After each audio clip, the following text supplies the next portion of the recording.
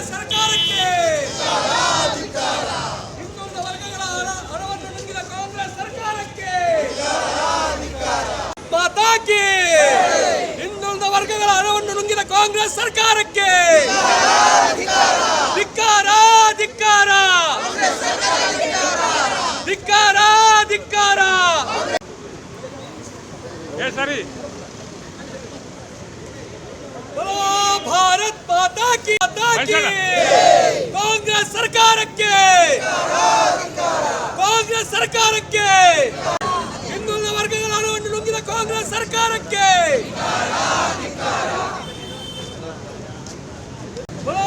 ಭಾರತ್ ಮಾತಾ ಕಿ ಭಾರತ್ ಮಾತಾ ಕಿ ಭಾರತೀಯ ಜನತಾ ಪಾರ್ಟಿ ಹಿಂದುಳಿದ ವರ್ಗಗಳ ಮೋರ್ಚಾಕ್ಕೆ ಭಾರತ್ ಮಾತಾ ಕಿ ಧಿಕ್ಕಾರ ಧಿಕ್ಕಾರ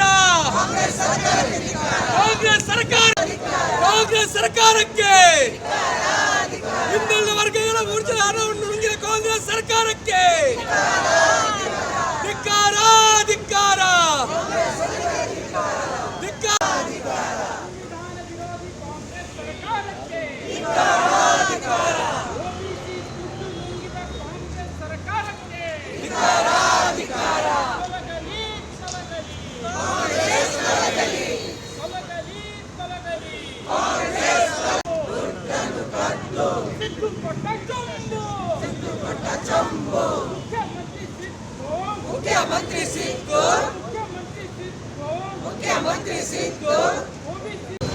ಪ್ರಪ್ರಥಮವಾಗಿ ಹಿಂದುಳಿದ ವರ್ಗದ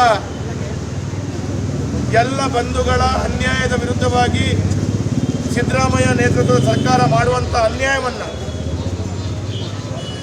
ಹಿಂದುಳಿದ ವರ್ಗದ ಜನರ ಪರವಾಗಿ ಈ ಒಂದು ಪ್ರತಿಭಟನೆಯನ್ನು ಹಮ್ಮಿಕೊಂಡದಕ್ಕಾಗಿ ಭಾರತೀಯ ಜನತಾ ಪಾರ್ಟಿಯ ಹಿಂದುಳಿದ ವರ್ಗದ ಜಿಲ್ಲೆಯ ಮೋರ್ಚಾದ ಮತ್ತು ಪ್ರಮುಖರಿಗೆ ನಾನು ಅಭಿನಂದನೆಗಳನ್ನು ಮಾಡ್ತಾ ಇದ್ದೇನೆ. ನಿಮ್ಮ ಪ್ರತಿಭಟನೆ ಹಿಂದುಳಿದ ವರ್ಗದ ಜನರಿಗೆ ನ್ಯಾಯ ದೊರಕಿಸಿಕೊಡುವಂಥ ದೃಷ್ಟಿಯಲ್ಲಿ ನಿಮ್ಮ ಪ್ರಾಮಾಣಿಕವಾದಂಥ ಈ ಪ್ರತಿಭಟನೆಯನ್ನು ಭಾರತೀಯ ಜನತಾ ಪಾರ್ಟಿಯ ವತಿಯಿಂದ ನಮ್ಮೆಲ್ಲ ಕಾರ್ಯಕರ್ತರು ಈ ಪ್ರತಿಭಟನೆಯನ್ನು ಮಾಡ್ತಾ ಇದ್ದೀವಿ. ಸಿದ್ದರಾಮಯ್ಯರು ಮಾಡ್ತಾ ಇರುವಂಥ ಅನ್ಯಾಯದ ವಿರುದ್ಧ ಇವತ್ತು ಕರ್ನಾಟಕ ರಾಜ್ಯ ಅಂತ ಹೇಳಿದ್ರೆ ಬಹಳ ಒಳ್ಳೆಯ ಇತಿಹಾಸ ಇದ್ದಂಥ ರಾಜ್ಯ. ದೊಡ್ಡ ದೊಡ್ಡ ಶ್ರೇಷ್ಠ ರಾಜಕಾರಣಿಗಳು ಈ ರಾಜ್ಯವನ್ನು ಮುನ್ನಡೆಸಿಕೊಂಡು ಹೋದದ್ದು, ಅದರಲ್ಲಿ ಕೂಡ ಅಂಬೇಡ್ಕರ್ ಅವರು ಕೊಟ್ಟಂತ ಸಂವಿಧಾನದ ಬಹಳ ದೊಡ್ಡ ಕೊಡುಗೆಯಿಂದಾಗಿ ಎಲ್ಲ ವರ್ಗದ ಬಡ ಜನರಿಗೆ ಬಹಳ ವಿಶೇಷವಾಗಿ ಸರ್ಕಾರದ ಸವಲತ್ತು ಮುಟ್ಟಬೇಕು, ಕಟ್ಟ ಕಡೆಯ ಬಡವನಿಗೂ ಅದರಲ್ಲಿ ವಿಶೇಷವಾಗಿ ಸೌಕರ್ಯಗಳು ಸಿಗಬೇಕು ಅಂತ ಹೇಳುವಂಥ ದೃಷ್ಟಿಯಲ್ಲಿ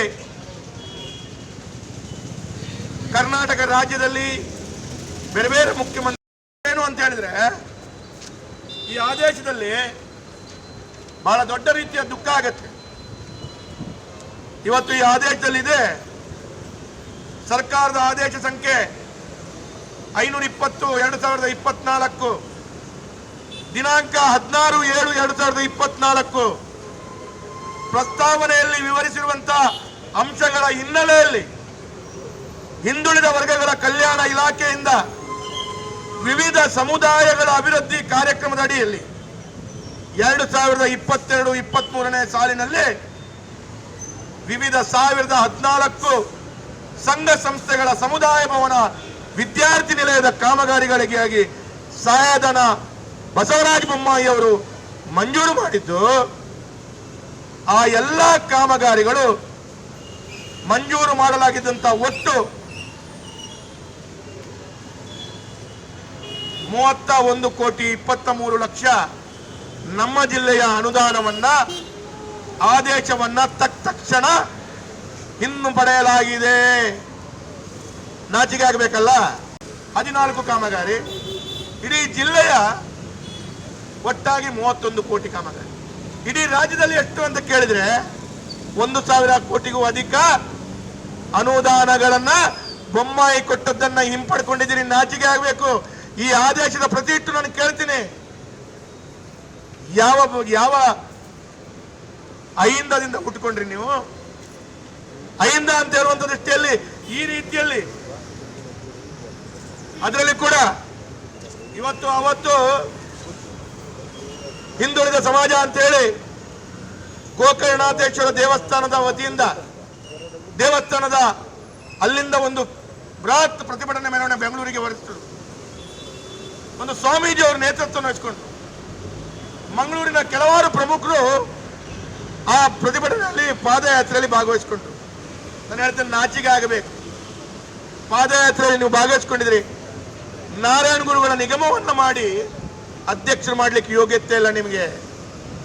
ನಾರಾಯಣ ಗುರುಗಳ ನಿಗಮಕ್ಕೆ ₹1 ಕೊಡುವ ಯೋಗ್ಯತೆ ಇರಲಿಲ್ಲ. ಇವತ್ತಿನ ತನಕ ₹1 ಯೋಗ್ಯತೆ ಕೊಡದೆ ಪಾದಯಾತ್ರೆ ಮಾಡಿದವರು ಎಲ್ಲೋದ್ರು ಅಂತೇಳಿ RC ನಾರಾಯಣರು ನೀವು ಹೇಳಬೇಕು. ನೀವು ಪಾದಯಾತ್ರೆ ಮಾಡಿದವರು ಎಲ್ಲೋದ್ರು? ಇವತ್ತು ಪಾದಯಾತ್ರೆ ಮಾಡಿದವರು ಕಾಣಲ್ಲ, ಅಹಿಂದ ಅಂತ ಹೇಳಿದವರು ಕಾಣಲ್ಲ. ಒಟ್ಟು ನಾನು ಹೇಳಬೇಕು ಅಂತ ಹೇಳಿದ್ರೆ ದಕ್ಷಿಣ ಕನ್ನಡ ಜಿಲ್ಲಾ ನೋಡಿ, ಯಾರ್ಯಾವ ಸಮುದಾಯದವರ ಸಮುದಾಯ ಭವನ, ದೇವಾಡಿಗ ಸಮುದಾಯ, ಕುಡುಬಿ ಸಮುದಾಯ, ಹಾಗೆ